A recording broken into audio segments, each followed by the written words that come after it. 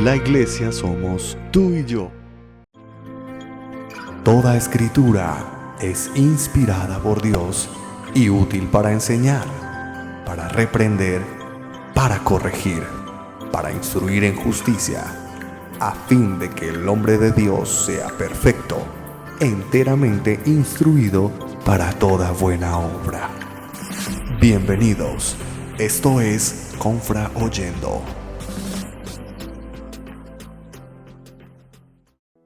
Evangelio según San Juan, capítulo 10, verso 22 al 30.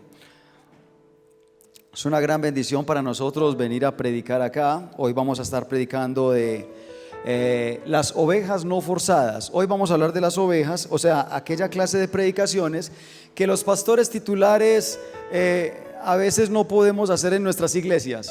Entonces uno aprovecha cuando lo invitan para tirarle duro a las ovejas del otro, a las ovejas de otra iglesia. Gloria a Dios, porque el Señor nos permite exhortar y bendecir a la congregación con esa palabra. Muchas gracias, doña Alexandra, Dios le bendiga. Entonces, hoy vamos a estar hablando de esas ovejas. Obviamente, vamos a iniciar hablando de ese contraste de las ovejas forzadas, de las ovejas que Jesucristo tuvo que aguantar, soportar, guiar, corregir. Todas estas ovejas. San Juan capítulo 10, verso 22 al 30, dice la palabra del Señor: celebrábase en Jerusalén la fiesta de la dedicación. Era invierno, y Jesús andaba en el templo por el pórtico de Salomón. Y le rodearon los judíos y le dijeron: ¿hasta cuándo nos turbarás el alma? Escuche esas palabras. ¿Hasta cuándo nos turbarás el alma? Si tú eres el Cristo, dínoslo abiertamente. Jesús le respondió: os lo he dicho y no creéis. Las obras que yo hago en nombre de mi Padre, ellas dan testimonio de mí. Pero vosotros no creéis, porque no sois de mis ovejas, como os he dicho. Mis ovejas oyen mi voz, y yo las conozco y me siguen. Y yo les doy vida eterna, y no perecerán jamás, ni nadie las arrebatará de mi mano.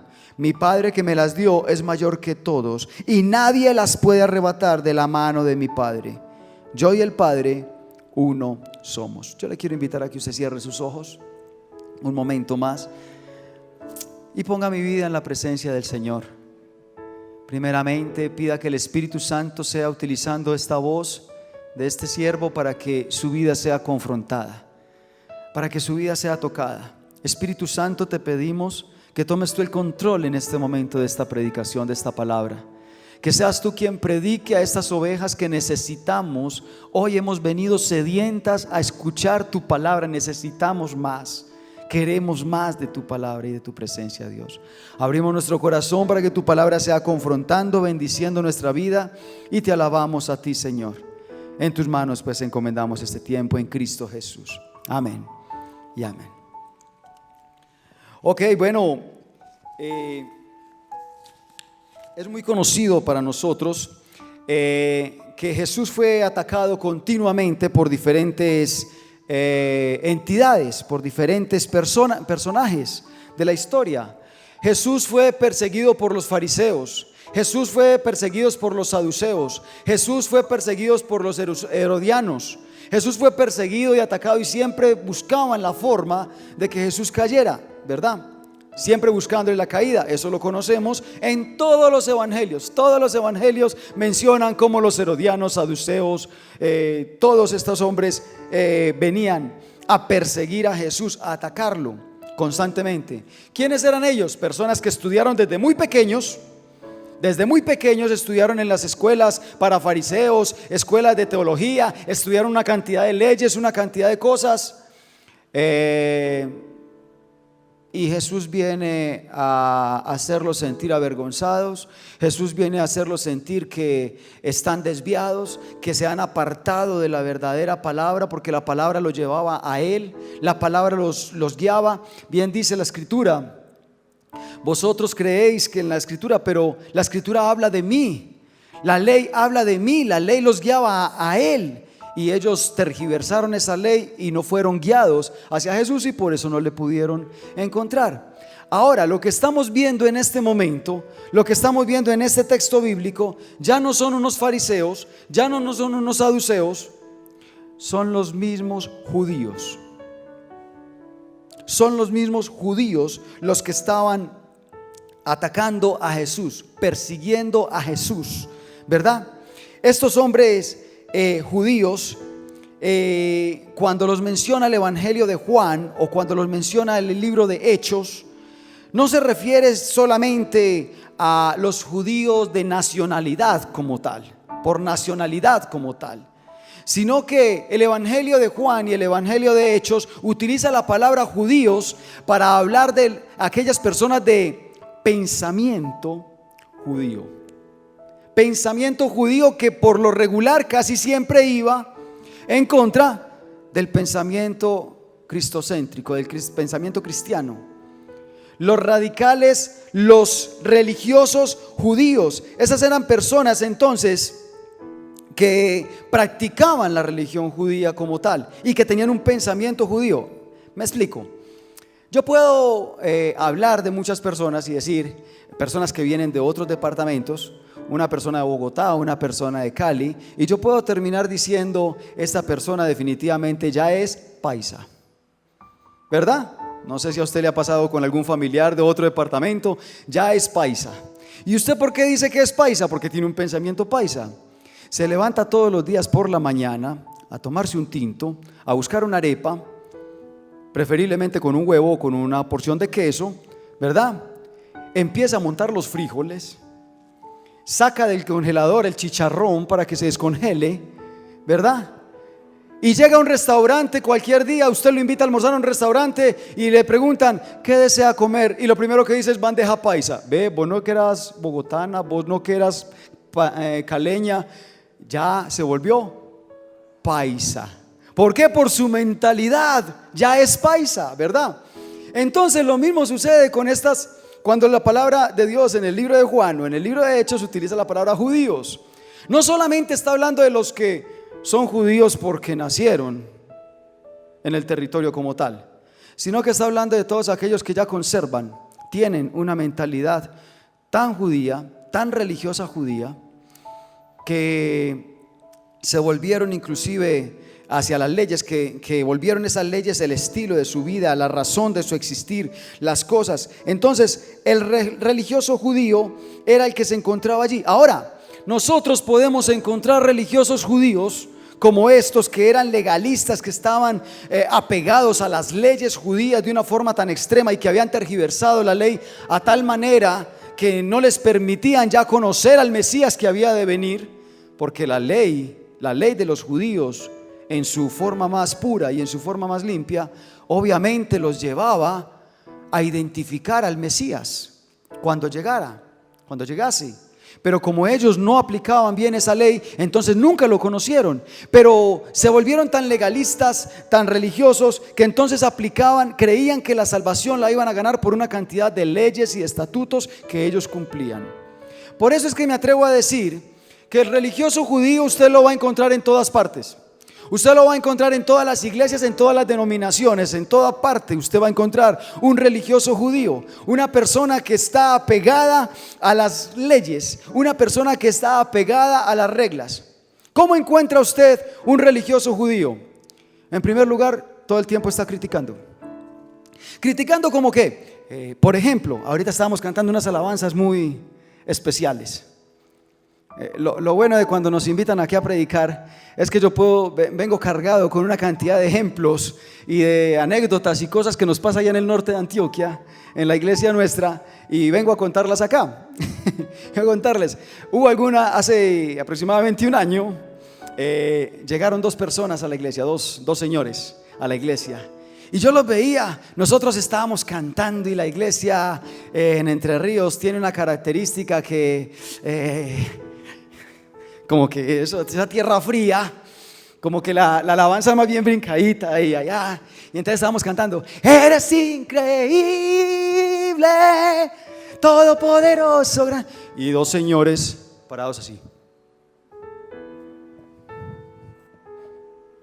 Y entonces le hablaba el uno al otro. Y uno allá brincando y los veía yo, y entonces volvía y miraba para otro lado y uno volvía y se animaba y volvía y lo miraba y no, pero ellos dos como que no compaginaban, no pegaban. Al final del servicio se me arrima uno de ellos y me dice: pastor, lo que pasa es que no estamos de acuerdo con la teología de esta iglesia. Yo: ¿en serio? ¿Qué pasó? Cuénteme. Es que ¿cómo es posible que ustedes canten de que Dios es increíble, entonces no se puede creer en Él? O sea, ustedes no creen en Dios porque es increíble. Yo: esto es un juego de palabras.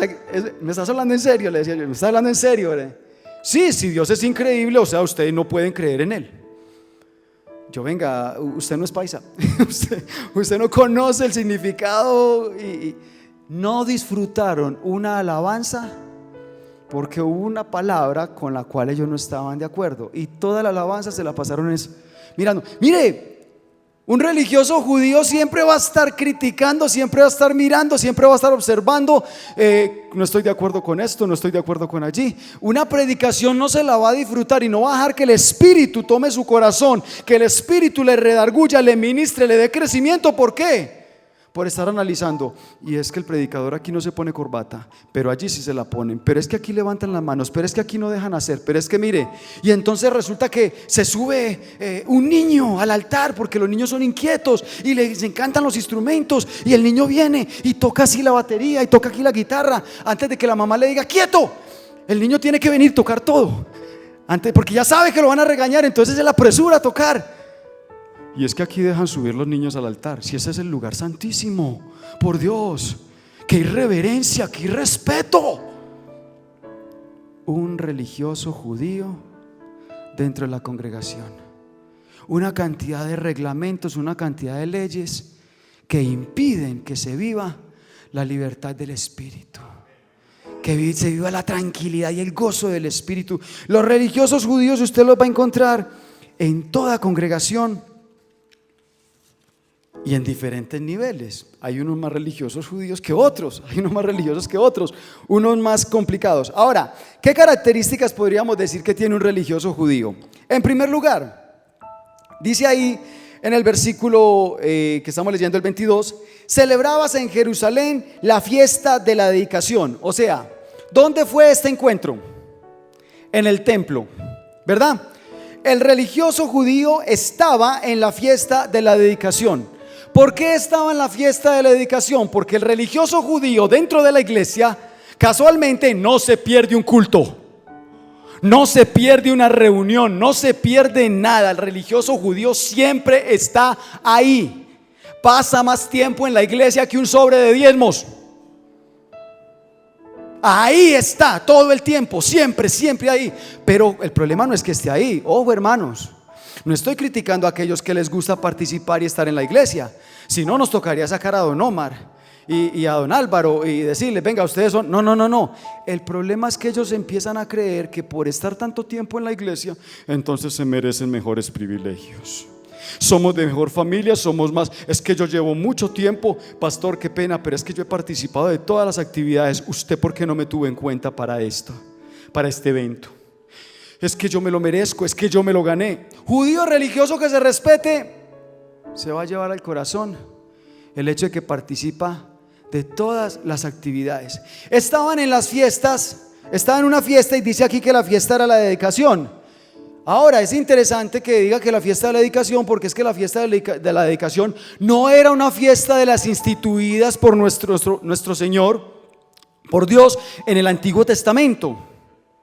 Usted en el Antiguo Testamento ve que el Señor habla de fiestas como la fiesta de los tabernáculos, ¿verdad? Cuando todo el pueblo salía a vivir en carpas para recordar cómo el Señor los sacó de la tierra de la esclavitud de Egipto, y cantaban Hosana, Hosana en la fiesta de los tabernáculos. Bendito el que viene en el nombre del Señor. Eso es lo que significa Hosana. Ellos cantaban todas esas bendiciones, ¿verdad? La fiesta de los panes sin levadura, la Pascua. Todas esas fiestas fueron instituidas por nuestro Señor en el Antiguo Testamento, y el pueblo de Israel las debía de conservar. Debían de ir y celebrarlas. Pero resulta que esta fiesta de la dedicación o la rededicación, ¿de dónde sale? El pueblo de Israel estuvo 70 años a causa de su idolatría estuvieron 70 años cautivos en Babilonia. Luego de que salen de Babilonia, llegan nuevamente a Israel, llegan nuevamente a Jerusalén bajo el imperio persa, ¿verdad? El rey Darío viene y los envía y les dice: vayan y construyan nuevamente el templo. El primero que viene es Zorobabel, llega a Israel, construye el templo de Jehová nuevamente. Y ahí es donde Ageo viene y dice: ustedes se desaniman porque ven la casa del Señor, que no tiene la misma gloria que tenía el templo de Salomón. Pero créanme que la gloria de esta casa va a ser mayor que la gloria del templo pasado. ¿Por qué? Porque por esas calles, por esos templos iba a caminar nuestro Señor Jesucristo. Entonces Zorobabel viene y construye nuevamente ese templo, ¿verdad? Pero luego viene el imperio griega, derroca, quita al imperio persa. Y el imperio griego viene y levanta a un hombre llamado Antíoco Epífanes, que lo que hizo, que la mentalidad y el deseo que tenía era de erradicar por completo toda la cultura judía, toda la religión judía. Uno de tantos que lo ha intentado. Creo que durante la historia son muchos los que han intentado erradicar esa cultura judía. Entonces, ¿qué fue lo que sucedió? Este hombre vino y cogió el templo que había construido Zorobabel y lo contaminó. ¿Cómo lo contaminó? Cada una de sus habitaciones las prostituyó, metió allí prostitutas y entonces empezó a invitar a los hombres a que fueran a ofrecer sacrificio a sus dioses griegos, a los dioses de Grecia, ¿verdad? Y luego en el altar principal, sacrificó entre 60 y 65 cerdos, que eran animales que eran abominación a Jehová. Y con eso contaminó el templo, contaminó el altar. Eso es lo que llamamos la abominación desoladora, lo que llaman los historiadores la abominación desoladora, porque Antíoco Epífanes vino y destruyó y contaminó lo que era el templo. Entonces, cuando hizo esa contaminación, año 176, 160 antes de Cristo, se levanta un hombre llamado Judas Macabeo. Judas Macabeo con su familia. Y vienen, derrocan, pelean otra vez contra Antioquía, lo logran vencer y vuelven a hacer una rededicación, una limpieza nuevamente, y rededican nuevamente el templo. Entonces Judas Macabeo se levanta y dice: de aquí en adelante, cada año, en el mes de Quisleo, que para nosotros es el mes de diciembre más o menos, se va a celebrar la fiesta de la dedicación, de la rededicación del templo, ¿verdad? Entonces lo que les estoy queriendo decir es: esta fiesta ni siquiera pertenecía a una de las fiestas tradicionales impuestas, que se celebraban en honor a nuestro Señor en el Antiguo Testamento. Esta es una de las fiestas nuevas que se hicieron en esos años, en esos 400 años de silencio entre Malaquías y Mateo. Y aún así, sea fiesta religiosa, sea fiesta impuesta más adelante, sea fiesta impuesta más atrás, lo que sea, allí estaban los religiosos judíos presentes. ¿Por qué?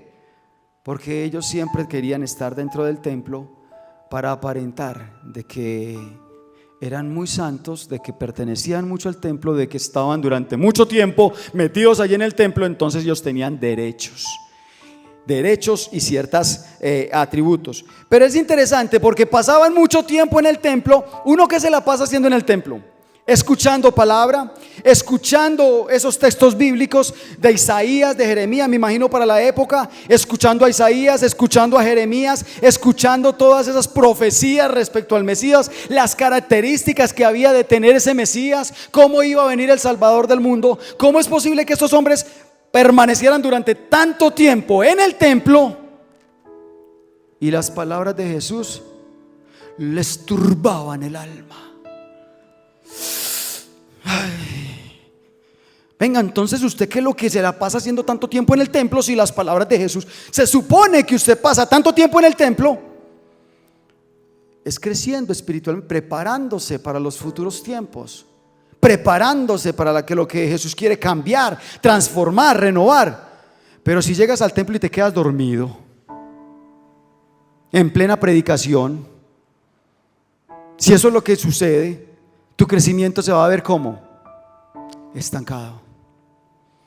Pero entonces estos hombres, aunque permanecían en el templo, aunque iban cada 8 días a la iglesia y no faltaban ahí en el templo, las palabras de Jesús, que eran las palabras, el cumplimiento de todas esas profecías, el cumplimiento de todas estas cosas, les turbaban el alma, dice ahí el texto bíblico. La palabra turbar es airo, que significa mantener en suspenso, levantar, llevar cargado. O sea, en un suspenso, en una incertidumbre, ¿usted es o no es?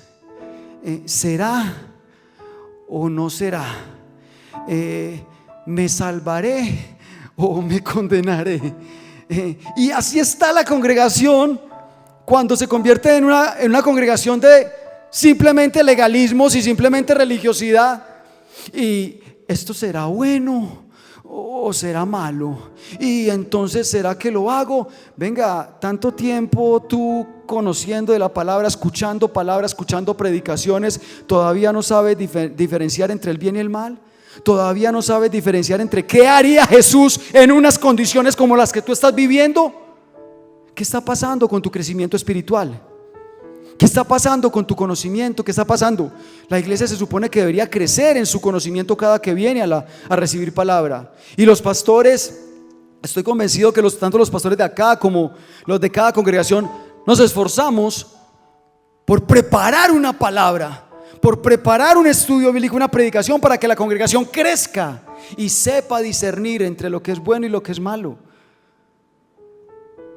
Pero llega una oveja todavía después de congregarse y le pasa a uno constantemente, predica a uno sobre el arrepentimiento, sobre cualquier área, sobre cualquier tema que la palabra, que es rica en temas, nos da, y se baja del púlpito y alguien le dice: necesito hacerle una pregunta, dígame. Y es exactamente respecto a lo que uno estaba predicando, es exactamente respecto al tema que el Señor estaba entregando a la congregación, y vuelve y le preguntan: es que mire, tengo este y este problema, ¿qué debo de hacer?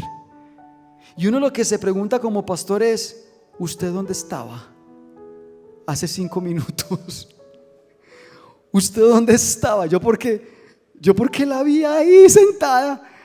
¿Usted dónde estaba su mente en ese momento?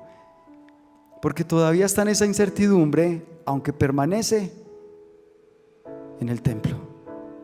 Todavía se está preguntando qué hacer y qué no hacer. La palabra de Jesús les turba. Y es interesante que esta clase de ovejas, regularmente, cuando la palabra de Dios viene y les despierta y les habla con poder, se ven tan turbadas que prefieren irse de la iglesia. Es increíble que ovejas se vayan de la congregación porque el pastor predicó con autoridad, porque el pastor le dijo: mira, estás en pecado, porque el pastor me dijo que el adulterio era pecado, porque el pastor es que tan insensible, es que él no sabe lo que es tener 2 mujeres y no saber escoger, es que él no entiende eso. Claro que él no entiende eso, él trata de vivir en santidad. Que porque el pastor me dijo que yo estaba robando y que eso era usura, que eso era pecado, y entonces porque el pastor medio te apretó, entonces me voy indignada. ¿Por qué? Porque las palabras del pastor me turbaron. Pero es que no eran palabras del pastor, es que son palabras de la palabra de Dios. Es que se está exhortando es con Biblia. Es que cuando el pastor le diga: yo pienso, yo opino, yo creo, bueno, venga, vamos a mirar, examinemos, de pronto son palabras sabias, de pronto son palabras desde el punto de vista del pastor. Pero cuando el pastor se pare aquí a predicar palabra de Dios, y cuando le responda a usted a la palabra de Dios, dices esto, esto y esto, es que es la palabra de Dios la que le está hablando. Es el Espíritu Santo el que está redarguyendo su corazón. Me voy de la iglesia porque eso me turbó el alma. Es increíble que pueda suceder eso. Y miren la pregunta de estos religiosos judíos. Querían saber si Jesús era o no el Cristo. ¿Cómo aquel Cristo? La palabra Cristo significa ungido, término que se aplicaba ¿a quiénes? A los sacerdotes, eran ungidos, a los reyes, a los profetas. Al sumo sacerdote se le hablaba como el Cristo, el ungido. Se le hablaba en estos términos. Lo que están preguntando ellos es: ¿tú eres un Cristo? tú eres un ungido. De hecho, en el Antiguo Testamento se le llegó a decir ungido a uno de los reyes de Persia. Mi ungido, Ciro, que va a cumplir mi voluntad, dice en Isaías. Estos hombres no están diciéndole, preguntándole a Jesús: tú eres el Salvador del mundo, el Mesías prometido que viene a redimirnos, que viene a quitarnos todo nuestro pecado. Tú eres el Cordero de Dios, el que estamos esperando. No, estos hombres lo que están preguntando es: dinos si tú eres un sacerdote más o no. Dinos si tú eres uno más de los que tenemos que seguir, así como al sumo sacerdote, así como como seguimos a los reyes. Dinos si tú eres uno más. Tanto tiempo en el templo escuchando al Mesías, hablar al Mesías, para no reconocerlo cuando Él llega. Entonces, lo que me está dando a entender es que estos hombres no tenían la intención de llevar a Jesús como el centro de su existencia, como el centro de todo lo que hacen, como el centro de sus decisiones. Estos hombres querían ver a Jesús como uno más que venía a traerles palabra. Y grave error del religioso judío, que coloca a Jesús al mismo nivel de cualquier otra cosa. Yo confío en Dios, pero también confío en que yo puedo hacer con mis propias manos algunas cositas. Es que yo confío en mis habilidades. Uno a veces se queda pensando, ¿está confiando más en sus habilidades o en lo que Dios puede hacer? ¿Realmente eso es fe en Dios o en que Él tiene muchas capacidades, mucho conocimiento, mucho entendimiento? Uno se queda como sorprendido. ¿En qué es que confía? No, pastor, es que la Biblia dice: ayúdate que yo te ayudaré. Primera de Judíos 1:1, porque eso en la Biblia no está. Cuando tú confías y colocas a Jesús como el centro de tu vida, tú entiendes que Él viene y te dice: yo te ayudaré, yo te sustentaré, yo te levantaré con la diestra de mi poder. Pare de contar. Entonces, aquí estamos viendo que estos hombres querían colocar a Jesús a otro nivel, al nivel de sus posibilidades. Yo confío mucho en Jesús, pero también confío que tengo una platica ya guardada y ese va a ser mi sustento para el resto de la vida. Yo confío mucho en Jesús, pero confío mucho en mis hijos, que ellos nunca me van a desamparar. Ellos siempre me van a ayudar hasta que yo me muera viejita o viejito. Yo confío en Jesús, pero confío también mucho en mi patrón, que ese patrón cuando me ve en la mala, él me colabora mucho, él es muy buena gente. A mí me tocó un buen patrón. Entonces, sí, está bien que confiemos en algunos medios que Dios ha utilizado para bendecir nuestra vida, pero Jesús debe ser el centro de nuestra confianza, al punto de decir: aunque padre y madre me dejaren, con todo Jehová me recogerá. Él es el esposo de las viudas, Él es el padre de los huérfanos, Él es todo lo que la palabra de Dios es lo que la palabra de Dios nos enseña. Entonces viene Jesús y le responde con otra declaración y otra característica, la última característica del judío religioso, del religioso judío. Viene Jesús y le responde en el verso 26, les dice: pero vosotros no creéis porque no sois de mis ovejas, como os he dicho. Versículo 25. Jesús le respondió: os lo he dicho y no creéis. Las obras que yo hago en nombre de mi Padre, ellas dan testimonio de mí. Y luego viene y les dice: pero ustedes no son mis ovejas, por ende ustedes no entienden mis obras. Ustedes no entienden. Característica del judío religioso: no entiende la obra de Dios. Y usted sabe el daño tan impresionante, aquí el pastor puede dar testimonio, el daño tan impresionante que hace una oveja dentro de la congregación cuando no entiende la obra de Dios. La iglesia va para acá y el judío religioso va para allá. Y uno: venga, pero es que la dirección es... no, pero es que yo lo que quiero hacer es... pero es que lo que el Señor a mí me ha llamado a hacer es... no ve que yo tengo mucho conocimiento, no ve que... Y entonces el judío no identifica los logros que el Señor está haciendo a través de la iglesia. Mire, ahorita ustedes vieron un testimonio de un campamento con 30 jóvenes. Hace 3 años aproximadamente, nosotros íbamos a hacer otro campamento de jóvenes. Se levantó alguien dentro de la congregación y nos decía: pero ¿cuál es la bobada de ustedes con esos jóvenes? ¿Cuántos de esos jóvenes van a quedar dentro de la iglesia? A verlos pues. Ustedes, ¿por qué más bien no le invierten tiempo a los adultos? Es que invirtámosle tiempo a los adultos, a los que diezman, a los que aportan. Un judío religioso nunca va a ver crecimiento ni impacto. Y hace muchos años alguien nos decía también: es que ustedes tanto tiempo que le invierten a esos niños. Hombre, esos niños todavía no entienden. Eso es un entretenimiento de Satanás. Así nos lo dijeron. Son un entretenimiento de Satanás para que ustedes no le dediquen tiempo a los jóvenes, que son el futuro de la iglesia. Entonces, esto es un entretenimiento porque hay que atender a los jóvenes. Estos son un entretenimiento porque hay que atender a los adultos. Pero atiende uno a los adultos, entonces hicimos un retiro de parejas. No, tratamos de hacer. Dijimos, vamos a atender también a los adultos. Vamos a hacer un retiro de parejas. A ver las parejas que se van a inscribir. Se inscribieron 5 parejas. Con esas 5 pagamos la mitad de la finca, 500,000 pesos. Casi perdemos esos 500,000 pesitos. ¿Qué problema para convencer a los adultos religiosos que nos decían que no estábamos entretenidos? ¿Qué problema para convencerlos? A la final nos tocó hacer un retiro espiritual, no de parejas. Nos tocó hacer un retiro espiritual para toda la congregación. Todo el que quiera, si sea sin pareja, lo que sea, hágale. Y nos fuimos con toda la congregación para poder salvar esos 500,000 pesitos, como 6 meses después de la fecha que habíamos estipulado. La señora de la finca, gloria a Dios, nos dijo: tranquilo, Juan Carlos, ahí está su platica. Ella nunca dijo: yo se la devuelvo. Ella dijo: ahí está su platica. ¿Qué nos tocó?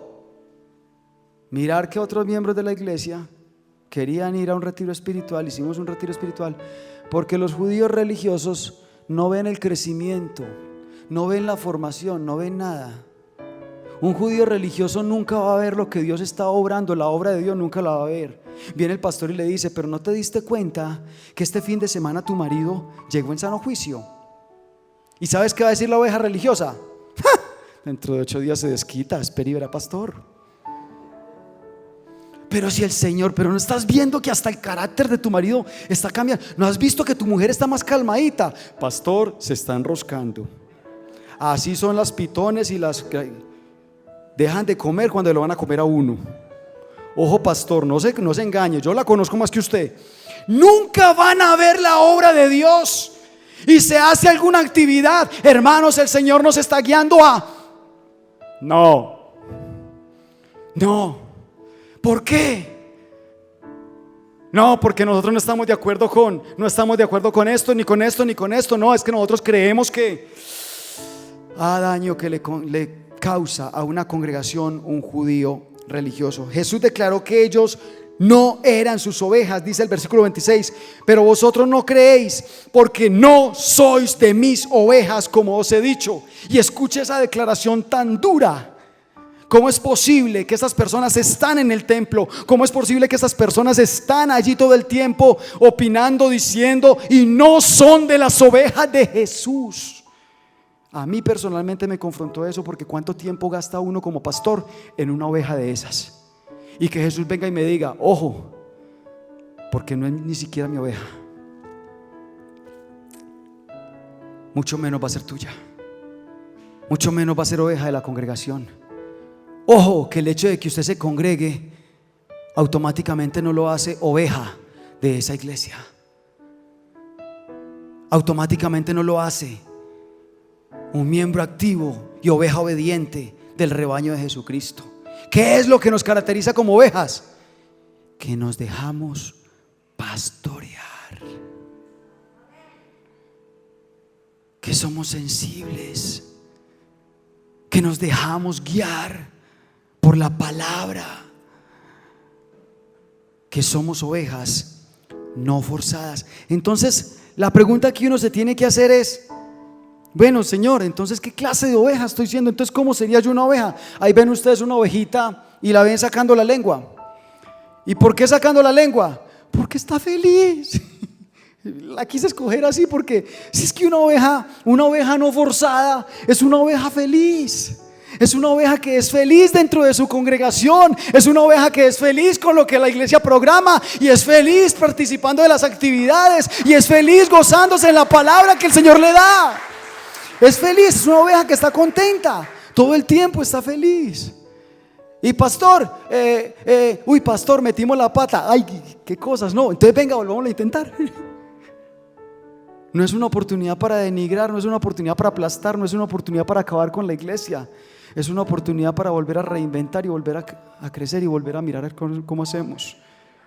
Yo no me imagino una oveja judía religiosa empezando la pandemia. Pastor, lo que deberíamos hacer, pastor, es que yo creo que, bueno, hagámoslo pues. Y es la primera que sale y se va y lo deja uno tirado. Entonces, las características importantes de las ovejas que son formadas por Dios. Dice, en primer lugar, el verso 27 dice: mis ovejas oyen mi voz. Escuche eso, qué hermoso. Y escuche con la suavidad que suena. Escuche con la suavidad y con la ternura que Jesús habla de sus ovejas. Mis ovejas oyen mi voz y yo las conozco y me siguen. Escuchan la voz y le siguen de forma voluntaria. Aquí no hay forcejeos. Aquí no hay presiones. ¿Por qué lo siguen? Porque lo conocen. Todo lo diferente a los religiosos judíos que no conocían a Jesús, no entendían a Jesús. ¿Qué es lo que Jesús está buscando dentro de las congregaciones? Ovejas no forzadas, ovejas sin forcejeos, sin presiones. Venga, que simplemente escuchen la palabra de Dios y agachen la cabeza y digan: sí, Señor, esto es conmigo y yo tengo que cambiar. Esto no es cuestión del pastor, ni porque el pastor me las estaba echando, ni porque el pastor me estaba diciendo. No, esto es conmigo, Señor. Tu espíritu me está hablando. Y entonces la oveja cambia, la oveja crece, la oveja es feliz, la oveja empieza a seguir a Jesús. Y eso es lo que empieza a marcar el crecimiento y la transformación de esa oveja, que conoce a su maestro y que sabe que el maestro la colocó acá con un propósito. Y el verdadero sentir, la verdadera necesidad de esa oveja es entender cuál es el propósito con el que Dios la colocó en este lugar. Y por más que los vientos vengan, por más que forcejee, dice el versículo 28: y yo les doy vida eterna. Escuche eso. Y no solamente vida eterna, sino que dice ahí, complementa: y no perecerán jamás. La palabra perecer es la palabra apolumi, que significa destruir totalmente. No serán destruidas totalmente. ¿Por qué? Porque tienen vida eterna. O sea, que ¿qué es lo que me está diciendo acá? Que esa clase de ovejas que crecen de esta manera pueden ser perseguidas, pero no destruidas. Pueden ser aporreadas, puede que la vida tenga ciertas vicisitudes y ciertas dificultades, pero si algo tiene esa oveja es eternidad en Cristo. Y esa oveja de ahí no se mueve, está tranquila, está segura, está relajada. ¿Por qué? Porque está en las manos de aquel que le dio vida eterna. Esa oveja, mire, es un privilegio para uno como pastor pastorear una oveja de estas, porque uno ve cómo vienen los problemas, vienen las dificultades, vienen las presiones, y a los 2 meses usted ve esa oveja y oíste, estás como más robusta. No físicamente, ojo pues con las mujeres que yo sé que se ofenden con esa parte. No, espiritualmente está esa ovejita más robusta, más lanuda, está así como más fuerte. ¿Qué te pasó? Ay, pastor, perseguida pero no destruida. El Señor me levantó, vea, me enseñó a través de esto y esto, a través de estas dificultades, que lo que Él quería de mí era esto y esto, y aquí vamos, pastor, gloria a Dios. El Señor hizo su obra y la oveja creció, la oveja se alimentó y la oveja empezó a proyectarse inclusive en su vida espiritual. Él les da vida eterna, entonces esa oveja nunca va a ser destrozada. Ahora, verso 28 y 29, el 28 al final, dice: ni nadie las arrebatará de mi mano. Y escucha la forma en que Jesús habla. Yo aquí veo cierto tonito, ni nadie las arrebatará, cierto tonito como de chicaneando, ni nadie las va a arrebatar de mi mano. Y sigue diciendo el 29: mi Padre que me las dio es mayor que todos, y nadie las puede arrebatar de la mano de mi Padre. Yo y el Padre somos uno. ¿Sabe qué es lo que Jesús está haciendo aquí? Está retando. Nadie puede quitarme a mis ovejas de mi mano. Eso es un llamado. El que se crea capaz, venga y quítemelas. Jesús está diciendo: esas ovejas están seguras, esas ovejas no terminan, esas ovejas tienen eternidad. ¿Sabe qué veo yo acá? Yo veo aquí al Padre. Yo veo aquí la misma actitud del Padre. Cuando dice que Satanás venía después de haber rodeado la tierra, el libro de Job, y pasa por allá por donde Dios, y Dios le dice: ¿no has visto a mi siervo Job? Y el Padre ahí chicaneando: varón justo, recto, temeroso de Dios y apartado del mal. ¿No lo has visto? Y Satanás: ¿cómo? ¿Me está chicaneando? Eso es porque usted le ha dado. Esperará que le quite y verá: quítale. Y le dice Dios: arrebátemela si es capaz. Y viene Satanás y le quita aquí, y le quita una cosa y le quita la otra. ¿Y qué sale del corazón de Job? Jehová dio, Jehová quitó. Bendito y alabado sea el nombre de nuestro Dios. ¿Y por qué dice eso? Porque Él tiene su eternidad segura. Porque Él no tiene su eternidad en un pedazo de casa. Porque Él no tenía su eternidad en unos hijos. Porque Él tenía la eternidad en aquel que se la dio.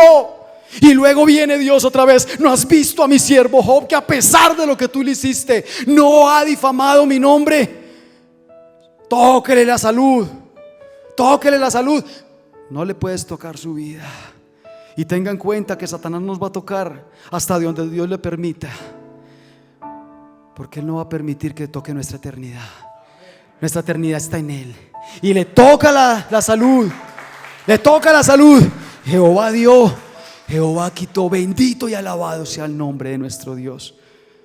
Y aquí veo a un Jesús diciendo: mis ovejas me conocen. Y si alguien las quiere arrebatar, atrévase, y usted se va a dar cuenta que esas ovejas son mías. Yo me pregunto: ¿qué tanto se puede mofar el Padre de nosotros? ¿Qué tanto puede hablar y chicanear el Padre de ti? ¿No has visto a mi sierva Marta? ¿No has visto a mi siervo Ulises? ¿No has visto a mi siervo Darío? ¿No has visto a mi sierva que tiene vida eterna? ¿No la has visto donde ha puesto su confianza? ¿No has visto que es una oveja no forzada, que me sigue voluntariamente y que tiene a Jesús en el centro de su corazón? ¿No has visto que es una oveja que voluntariamente obedece a mis mandatos? Que está presta, oído presto a mis palabras para cambiar su estilo de vida. ¿No has visto que cada que va a la iglesia crece? ¿No has visto que cada que esa oveja llega a escuchar palabra de Dios, prepara su corazón? Que Dios pueda decir esas cosas de nosotros. ¿No has visto que esa oveja permanece así en el servicio? Toma apunte de lo que el Señor le dijo para dentro de 8 días recordarlo todavía y seguir poniéndolo por obra. ¿No has visto a mi sierva María, Josefa, no sé cuál es su nombre, pero Dios quiere mofarse de usted? Dios quiere hablar en esos términos. Dios quiere decir: ¿no has visto la eternidad que yo he puesto en esta persona? Nadie te va a poder arrebatar, porque eres una oveja no forzada del reino de los cielos. Mis amados, concluyo diciendo: mi relación con Jesús tiene que ser el centro de mi vida. No ningún legalismo, no ningún modismo. Y si usted viene a esta iglesia por primera vez, yo le quiero invitar a que por favor se despoje Y si usted lleva mucho tiempo, pero ha venido de otras religiones, de otras denominaciones, de otras, no sé, sectas, no sé de dónde venga usted, pero si usted viene de otra parte, yo le quiero invitar a que guarde todo el conocimiento en su corazón que usted tiene de la palabra de Dios, pero todo legalismo, toda ley, toda estructura que usted trae de otras partes, yo le quiero invitar, mire, déjela fuera. Cada iglesia tiene su propia estructura, pero eso no tiene que ver con su salvación. Usted viene aquí a escuchar la voz de Dios. Usted viene aquí a ser alimentado por el Espíritu Santo de Dios. Y como decía el pastor ahorita en los anuncios, nosotros tenemos que aprender a disfrutar el Espíritu Santo, así como los israelitas disfrutaron al Padre. Nosotros tenemos que aprender a disfrutarlo. No se lo guarde por un legalismo, por un modismo o por algo por lo cual usted está inconforme. Por encima de todo conocimiento que se pueda convertir en una ley, Jesús tiene que ser el centro de mi vida. No puedo permitir que los legalismos y modismos religiosos sean los que definan mi estilo de vida cristiana. ¿Y usted por qué hace esto? Porque es que los cristianos lo hacemos. ¿Y usted por qué va a la iglesia? Porque los cristianos vamos a la iglesia. ¿Y usted por qué levanta las manos? Porque a mí me enseñaron que uno, para poder respetar al Señor, tenía que levantar las manos. Pues no la levante. Pues no la levante entonces, pero hágalo en comunión con Dios. No permita que ningún legalismo le reemplace su relación con Dios. Debo escuchar a Jesús un día a la vez y así seguirle voluntariamente. Todos los días yo tengo que acercarme. Lo que me dijo hace un mes era para hace un mes. Tal vez Jesús tenga una indicación diferente para el día de hoy, para su vida. Jesús tiene indicaciones nuevas para usted. Y por último, en toda iglesia tenemos religiosos judíos. Sí, lo importante es identificarlos para que no puedan afectar mi vida con sus enseñanzas erróneas. Querida oveja no forzada, dentro de su iglesia usted va a encontrar religiosos judíos. Identifíquelos para que no le afecten su caminar, para que no le afecten su religión, para que no le afecten su relación con Dios, no le afecten su crecimiento espiritual. Porque créame, si no son ovejas de Dios, como la palabra lo menciona, entonces ¿de quién son ovejas? Y el ladrón, dice ahí un poquito antes, no viene sino para hurtar, matar y destruir la iglesia. ¿Cuántos religiosos judíos han destruido iglesias? Yo le quiero invitar a que usted cierre sus ojos y le diga al Señor en esta mañana: Jesús, yo quiero que tú seas el centro de mi vida. Dios creador del universo, te damos gracias por el mensaje de tu palabra. Tu palabra siempre será la verdad. Rogamos a ti que bendigas a todas las personas que escuchan tu palabra presencialmente y a través de las redes sociales.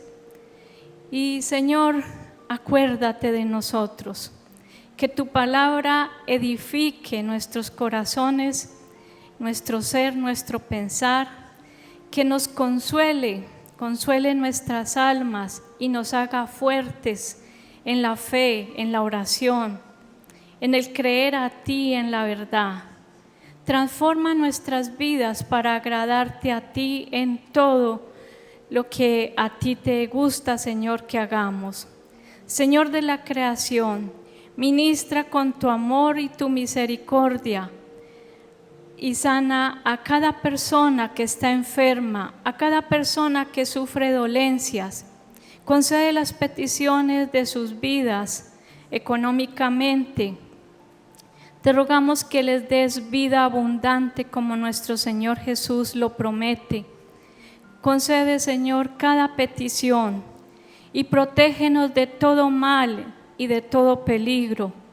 Todo lo pedimos en el nombre poderoso de nuestro Dios Padre, nuestro Dios Jesucristo y del Espíritu Santo. Amén. Confraternidad La Floresta.